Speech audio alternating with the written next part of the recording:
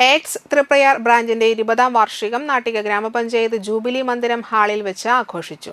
രാവിലെ രക്ഷാധികാരി RTO TK Shanmughan പതാക ഉയർത്തി. ജില്ലാ ജനറൽ സെക്രട്ടറി MK വർഗീസ് ഉദ്ഘാടനം ചെയ്തു.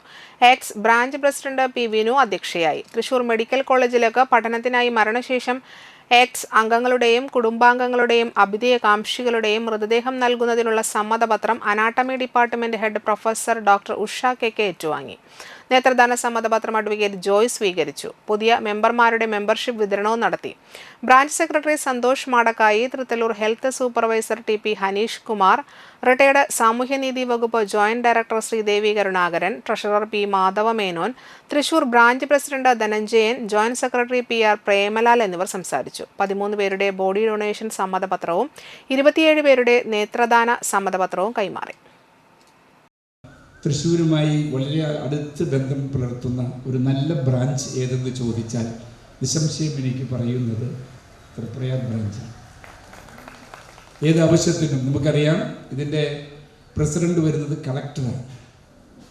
കളക്ടർ ഇപ്പോൾ നമ്മുടെ കളക്ടർ മാറി, പുതിയ കളക്ടർ വന്നു.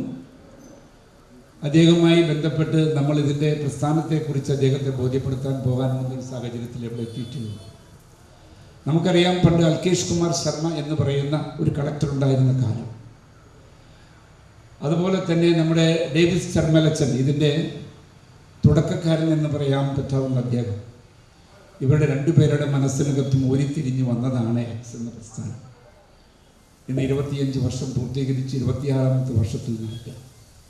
അപ്പോൾ 20 വർഷം മുമ്പ് തൃപ്രയാർ ബ്രാഞ്ചിൻ്റെ ആവശ്യം നിറവേറ്റിയതിൻ്റെ ഭാഗമായാണ് അത് കൈമറിഞ്ഞ്. ഇതുപോലെ തന്നെ ഇന്ന് 20 ആംബുലൻസുകളും അതുപോലെ തന്നെ ഏകദേശം 40,000-ഓളം മെമ്പർഷിപ്പുള്ള, ഒപ്പം ഏകദേശം 9 കോടി രൂപ ഇന്ന് മറ്റുള്ളവർക്ക് വേണ്ടി ജനങ്ങളിൽ നിന്നും എടുത്തു കൈകാര്യം ചെയ്ത് ഏകദേശം 25 വർഷക്കാലം 20 ബ്രാഞ്ച് മുന്നോട്ട് പോയിക്കൊണ്ടിരിക്കുക.